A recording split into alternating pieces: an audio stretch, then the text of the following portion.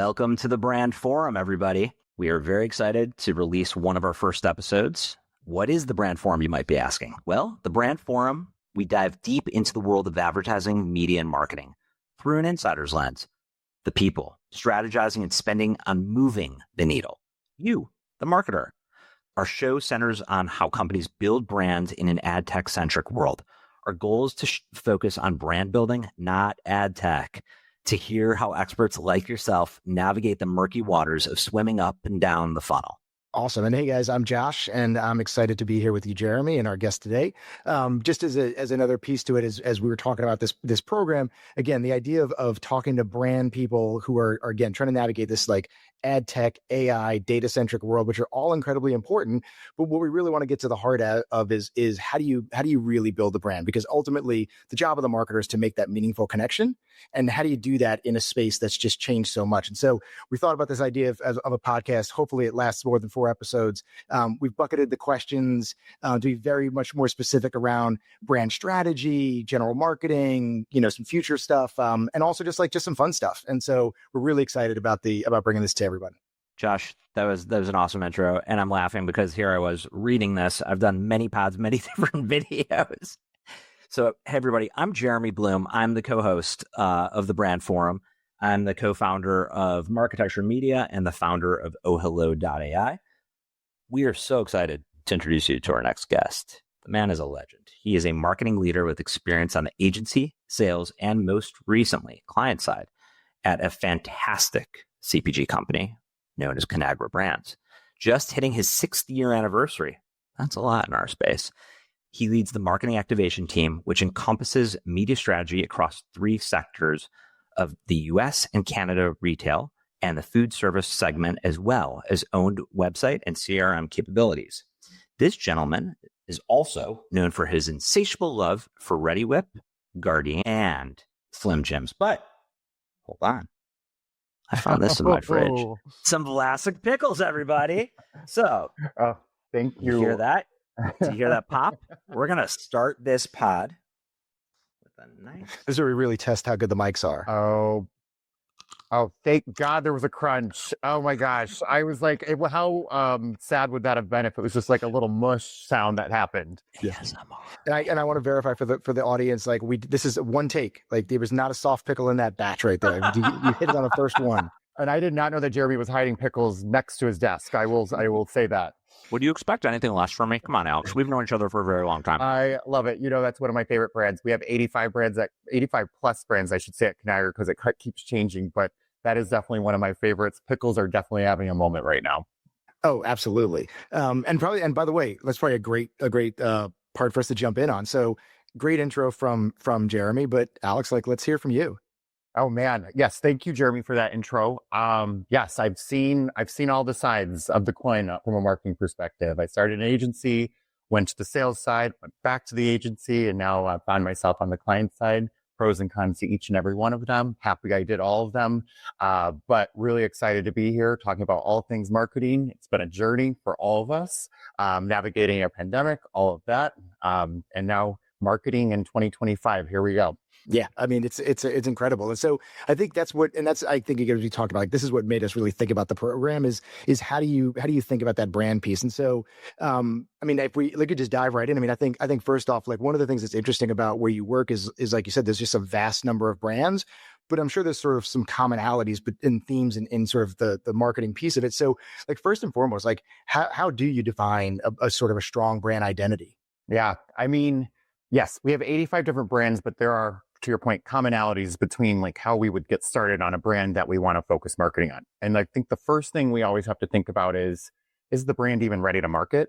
Because if there are value propositions or perceptions of the product or things that are just not aligning with what internally you're thinking the product has versus what externally people are saying, or if they're even saying anything about your product, you got to line those and match those first. So we always talk about first and foremost making superior products, so that when we do go to market with those, there isn't this horrible taste. Oh, this isn't worth it. This, you are going to get that immediate feedback whether you like it or not. So we always focus there first. Secondly, making sure this thing is available, whether if you're a D2C, if you're a service, if you are in store, wherever you can be bought, make sure that actually people can buy you. So those are kind of the first two elements that we always start with first before we're like, are we going to actually market this thing? Because marketing cannot solve your business challenges all the time. You just can't market yourself out of a bad product. So I start there. And then we go from there and go, okay, what are those perceptions people have of us? It's not just a one-way communication anymore of here's our ad, we're going to slap it to you and you're going to enjoy it. There are so many options, endless kind of ideas of what people think your product is. Do they align? And let's see if there's any commonalities between that. If there's a perception that your product is that you have, that you think you have with them, great. You can kind of really start moving forward with that. If there is a disconnect, start back to, step one of where I was kind of talking about. But from my perspective, start there with your product, the human truths of the product, the value propositions, and then what people actually care about with relevancy. Alex, can you walk us through a time when there's been a disconnect of the brand perception of how internally the team has potentially looked at or thought about a particular product or how it was going to launch? I think, from that perspective, there's often times where you have just a slew of RTBs, the reasons to buy that you think some consumers really think that they really want this product. Or I'm not going to give examples of the exact ones because it would. You have colleagues, we get it. We have colleagues and comms teams and PR teams, we get it. Exactly. So I won't give the specifics, but there definitely are times where you're like, does the consumer really care about that attribute that we think we care about, that people really think that this is the reason why they're buying the product? From a Conagra perspective, we buy fast-moving goods all the time. People are buying on price. They're buying on different types of value, whether that be convenience, speed, those types of things. So oftentimes these grand old huge RTBs that we think are these why they're buying the product absolutely aren't why they're buying the product at all. We got to meet people where they're at and what they consider value at the end of the day. Yeah, that makes sense. It's funny, the reasons to believe. I've lived through a few of those in consumer backgrounds and clients. And just stating the obvious, but you said it. What you think is the unique selling proposition or the reason a consumer is going to care. It may be, but it could also be price. It could be distribution. It could just be, I like the color of the bottle. It's like, but there is something about winning that out. That's kind of interesting. If you have to, taking that initial question and looking at like today's landscape, and again, I'm not going to lead the witness, but building a brand today versus building a brand, even 30 years ago, or even when I first got in this space, which is 25 years ago, very different. And so just curious, like what challenges are you facing? And I think, I'm sorry, but I'm going to add to this question. Like you're also working at a place that is a legacy like company that has got brands that have been around forever. Like these new brands that have popped up are interesting, but like you're in a brand that has a history and a legacy. And so like what challenges do you face today? Where is Orville these days? I know, from Valparaiso, Indiana, Orville rest his soul. But no, this is okay. I'm going to take the question in two parts here because I was long-winded. No, is that why? No, absolutely not. But I don't want to make sure I blend these together because I think it's important to kind of bifurcate what these questions are. Because if we take the first part of that, where it was, how do we plan in a crazy kind of like in a new world of advertising than it was 15, 20 years ago. And I started in digital at the digital investment part of an agency, which God, in 2010's Wild Wild West, I had probably no idea what I was buying with all these ad networks, all of these different places, but we were printing money and saying we need to be in digital, which was, we were a success, I guess, at that point. But the thing with it now is we are in a constant state of planning. There is no annual plans anymore. That is long gone. Gone are the days of create your 1 to 2 spots, your 1 to 2 print insertions, your maybe one Facebook post and call it a day, measure it 6 months later, and then replan it all over again.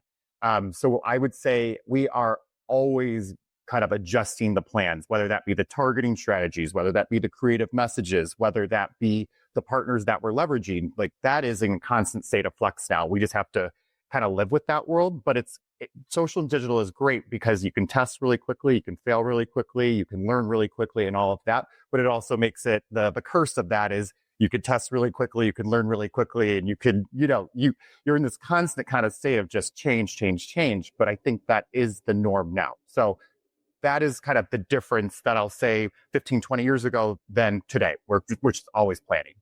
But then legacy brands. So now taking legacy brands, and I'm going to take Conagra brands out of this because it's not really a consumer facing company like our competitors are. Like we don't really have a strategy to, go after and say, hey, this is Conagra, this is what, but we do have businesses and brands though that are legacy brands, an accumulation of our fridge frozen brands, our grocery snack brands. We have, again, 85 plus brands. They're all in different kind of, I call it buckets though. There are people that love Manwich. It's not a brand that we market that much, but there is a legacy and something like that to it. There are brands that we've accumulated over the years that have these legacies. And if we are going to plan on marketing that, kind of like how I brought up in the beginning, what are people saying? Are they saying anything? Are they not saying anything? What are their perceptions of that? And really diving into that, you can play it up. You can also try to change those perceptions over time. It's going to be a little bit harder to do that because of the legacy that they may have.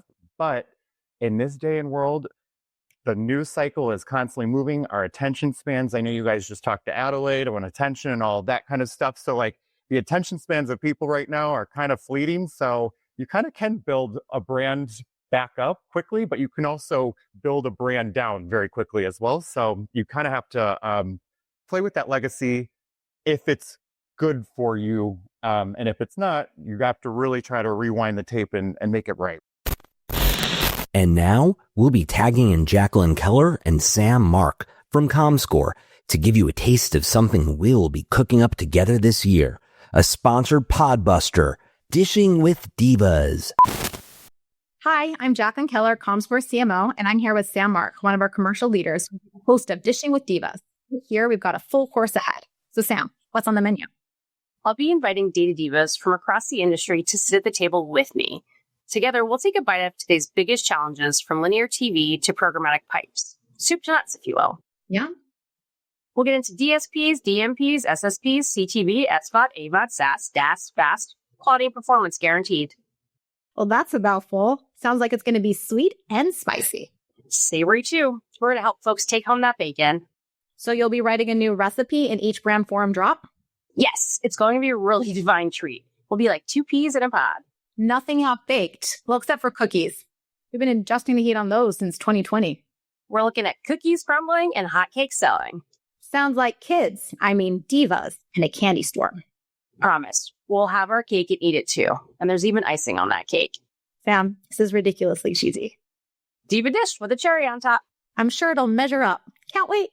How about let's go to like future, I guess. Or actually, I know I want to go back to the planning thing if you don't mind. So I'm a big partner integration person. I can share multiple times where I've had partners email me and say, hey, you put me on the email with the other partner. I think you made a mistake. I was like, no, I just wanted to send one email, guys. And again, and it's not for any sort of like Game of Thrones, maneuver. It's just like, I want to have everybody in the room at the same time. How do you guys bring your partners to like into the planning process? I mean, you kind of have to now at this point. Like it's not just an agency does the planning and the strategic thought comes from the client, and then the fun idea comes from, the vendor. Like those days to me are long gone. At this point, good ideas can come from anywhere, whether that be from a vendor partner, whether that be from an agency or be internally. And sometimes, even if you're talking to your random friend that goes, what about this? And you're like, I didn't even think about it like that. Like having outside perspective in this day and age, I'm all for it. So if you have an idea, let's talk about it. Some ideas are better than others, but at the end of the day, bringing the partners in and having a simple brief that a creative agency, a media agency, a partner can literally all look and gravitate towards. Because if that simple brief, though, that has those human truths, that has those things that you want to really kind of drive, and if they're all working from that one document, that has been a huge help in kind of just corralling all the different pieces together. Because at the end of the day, it shouldn't just be a media plan and a creative plan and all these other plans. They have to come together if they're going to break through. Yeah, makes a lot of sense. In your kind of role then, Alex, if you're across 85 different brands, you are working with hundreds and hundreds of different vendors. We might even be hitting thousands of vendors based on all the different formats of media. I'm not even going to go down that pipe of how many different factors and divisions and differential treatments there are in terms of formats of media. How do you balance your time as a marketing leader, as a media leader within our ecosystem? Before we start recording, we were talking about a big event that's coming up and how you are going to be allocating some of your time, going to big meetings, going to big events. Like, how do you do that? How do you breathe? Like, this is the real question. You're a person. Right? I am not AI yet. Right. So prioritization is critical here. Like, I will tell you right now, I'll be the first to tell you, I am not working with hundreds and thousands of partners. I have to be focused on a certain amount of brands. I'm not working on all 85. Unless you want to start cloning me or, pulling a higher SG&A budget, which is not going to happen. So we do have to prioritize from a brand perspective, all in. And then from there, I do have to prioritize where the target audiences that I'm going after and where those people are. So what platforms are they on? What type of targeting tactics am I looking for? And then based off of where those people are, what type of formats work the best, so that we're kind of making this list of prioritize platforms, prioritize brands, prioritize messages, and prioritize formats. Because you're right, you can't do it all. So you have to have some sort of kind of gauge of what you're going to do and what you're not going to do. Because what you're not going to do is going to be 95% of it. What you can do is the 5 to 10. Yeah. So I want to add to that, or not add to it. I want to ask a follow-up question on that one. So, because what I find super interesting about multi-brand organizations is like look, Meta and Google are going to cover a ton of what you guys need, right? So when you look at it at the lens you're looking at it, how much are you able, and no specifics around numbers, but like how much are you able to spend time with the, like, I don't know, call them tier 2, tier 3s, or like innovation partners? Because I think about this a lot when it comes to, again, multi-brand companies of just, look, Meta can manage 90% of your brands, right? But then, and there's nothing wrong with that. But there's a scale issue to having to manage for that, and a time issue. So like, how do you find the fringe ones to bring in? Is it brand specific? Is it just like opportunity? Like what do you think there? No, that's a good question. And oftentimes you're totally right. Like, you could work on a plan with Google Meta all the time and it would work. It would be fine. It would be a fine plan. You're not probably getting fired over it because they know, you kind of know what you're getting with that. But where I find like the fun though is like these other, like, let's call them tier 2 partners that are really willing to kind of pull up their sleeves and really give you kind of some differentiated, not only treatment, but also just ideas and things that you aren't probably going to get from the tier 1s of the world. And that's where the fun and the magic and the ideas really can kind of get born from. So those partners actually excite me a lot more. You have to now be diligent on how many of those types of meetings you take and kind of have some calculated bets on that. But if you have a great agency partner, if you have good partners in general, and not even like JBP partners, but just like some contacts, not people that are chatbots that they're going to tell you that you need to go to, but actual human interaction where you're like, actually, that's a great idea. Let's talk more about that. That's where I think the best kind of fun and ideas. Marketing should be fun at the end of the day. Let's be real. Like, it shouldn't just be the spots and dots. Here's a Facebook story. Here's a Google ad, display ad. The fun comes from the idea, and then how you can creatively break through to that idea is what I look for. How are you preparing for the next generation of consumers? So we've talked about, you mentioned AI, you mentioned chatbots, you mentioned being able to clone Alex Birchmeier. I don't think that's going to happen. I know. Yeah. Actually, I don't think they need another Alex Birchmeier. I think one is good enough, and that will be one is fine. Great enough, my friend. But no, here we go. I mean, it was just yesterday we were talking about Gen Z and how we're going to figure out Gen Z. And now we're talking about Gen Alpha and how we're going to figure out Gen Alpha.